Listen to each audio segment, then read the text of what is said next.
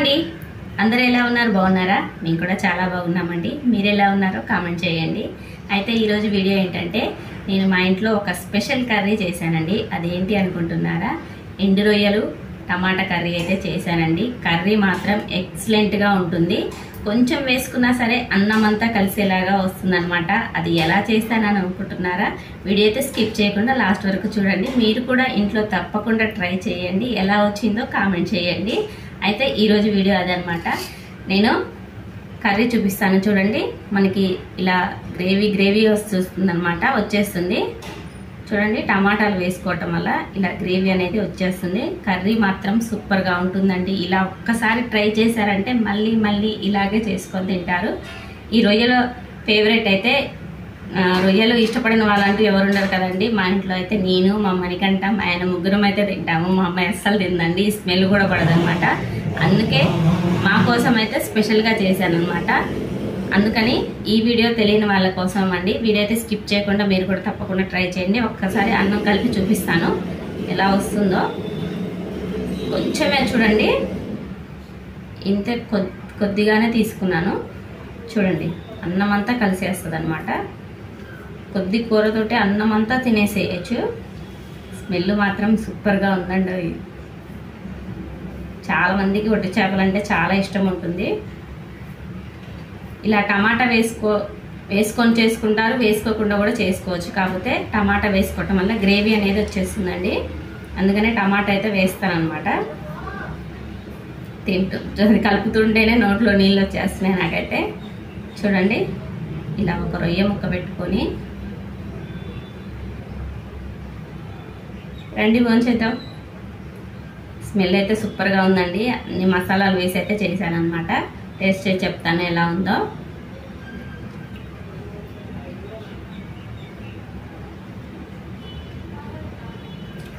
ఆహా, అద్భుతంలాగా ఉందండి.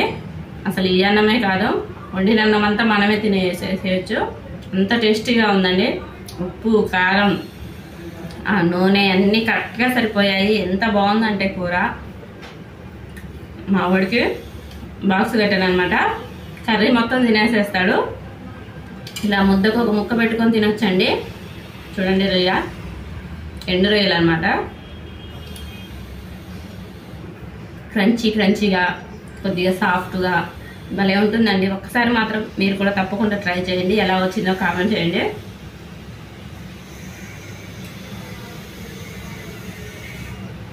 మాటలు లేవండి, చేసుకొని తినండి. ఇప్పుడు ఈ కర్రీ ఎలా చేశానో వీడియోలోకి అయితే వెళ్ళిపోయి చూసేద్దాం. ముందుగా స్టవ్ వెలిగించి రొయ్యలను అయితే వేయించుకోవాలండి. ఇవి వచ్చేసి 50 గ్రాముల రొయ్యలు.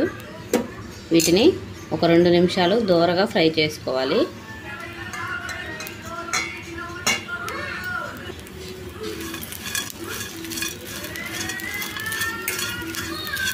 మనకి చాలా తక్కువ టైంలోనే ఇవి వేగిపోతాయి.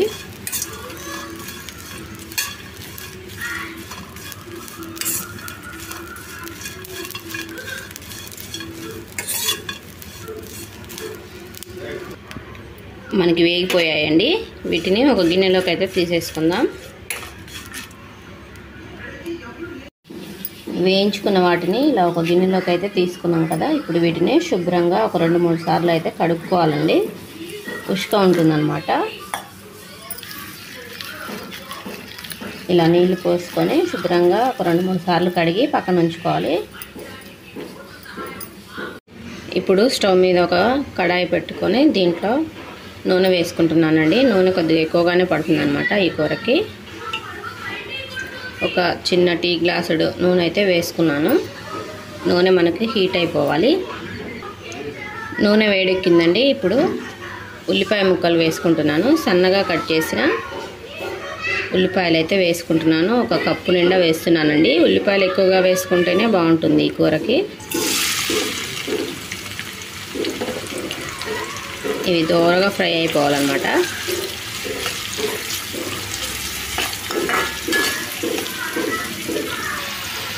ఈ ఉల్లిపాయలలో కొద్దిగా ఉప్పు వేసుకుంటే తొందరగా మగ్గిపోతాయండి. ఉప్పు వేసుకొని ఒకసారి కలిపేసి దోరగా ఫ్రై చేసుకోవాలి.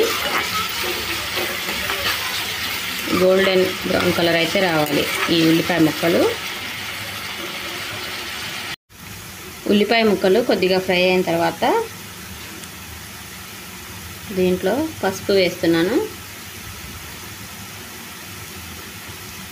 తర్వాత 1 స్పూను అల్లం వెల్లుల్లి పేస్ట్ వేసుకోవాలి. వేసుకొని పచ్చివాసన పోయే వరకు ఫ్రై చేసుకోవాలి.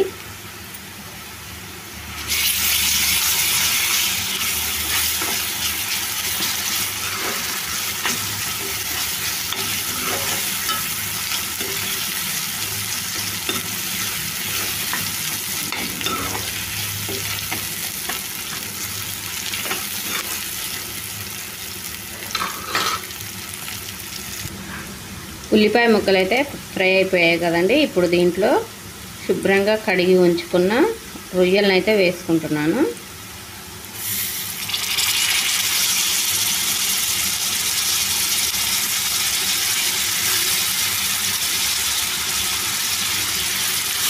రొయ్యలు వేసుకొని ఒకసారి కలిపేసుకోవాలి. రొయ్యలు వేసి కలిపేసుకున్న తర్వాత ఒకసారి మూత పెట్టేసి ఒక 2 నిమిషాలు ఈ ఆయిల్లో ఈ రొయ్యలను అయితే ఫ్రై చేసుకోవాలి. 2 నిమిషాల తర్వాత ఒకసారి మూత తీసి చూద్దాం. ఫ్రై అయిపోయింది ఆయిల్లో.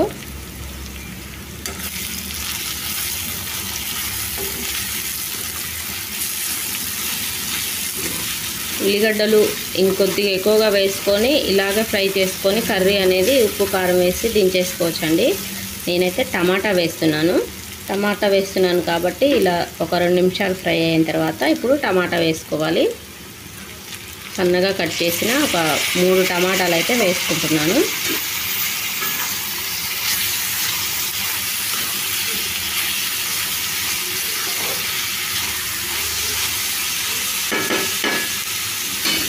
టమాటాలు వేసుకున్న తర్వాత ఇప్పుడు ఉప్పు వేసుకుంటున్నాను. ఇందాక ఆల్రెడీ ఉల్లిపాయ ముక్కలలో ఉప్పు వేసుకున్నాను కదా, ఇప్పుడు కొద్దిగా వేసుకుంటున్నాను. వేసుకొని ఒకసారి కలిపేసి టమాటాలు మగ్గే వరకు ఉడికించుకోవాలి. మూత పెట్టి ఒక 5 నిమిషాలు అయితే ఉడికించుకోవాలి.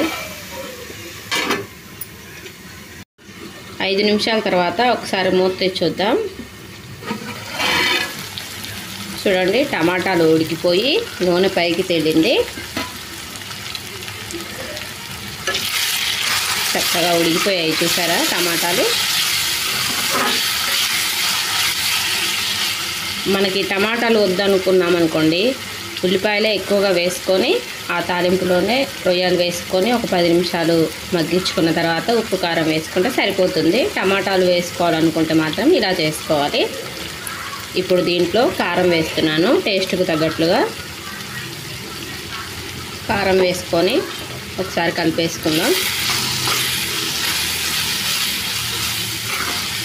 మా ఇంట్లో అయితే గ్రేవీనే ఇష్టపడతారండి, అందుకనే ఇలా చేస్తున్నాను. మనం ఆనియన్స్ వేసుకున్నా సరే గ్రేవీ వస్తుంది, కానీ ఇంత ఉండదన్నమాట.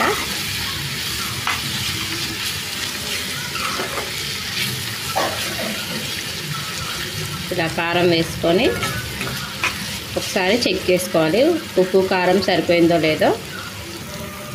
ఉప్పు కారం అన్నీ చెక్ చేసుకున్నానండి, అన్నీ కరెక్ట్గా సరిపోయాయి. కొద్దిగా కారం తక్కువ తినేవాళ్ళు తక్కువ వేసుకోవచ్చు, ఎక్కువ తినేవాళ్ళు ఎక్కువ వేసుకోవచ్చు. మనం టమాటాలు వేసుకున్నాం కాబట్టి కొంచెం ఎక్కువగానే పడుతుంది ఉప్పు కారం. తర్వాత లాస్ట్లో కొద్దిగా గరం మసాలా వేసుకొని ఒక 2 నిమిషాలు ఉంచేసి దించేసుకోవడమే అండి. అంతే అండి, ఎంతో టేస్టీగా ఉండే ఎండు రొయ్యలు టమాటా కూర అయితే రెడీ అయిపోయింది.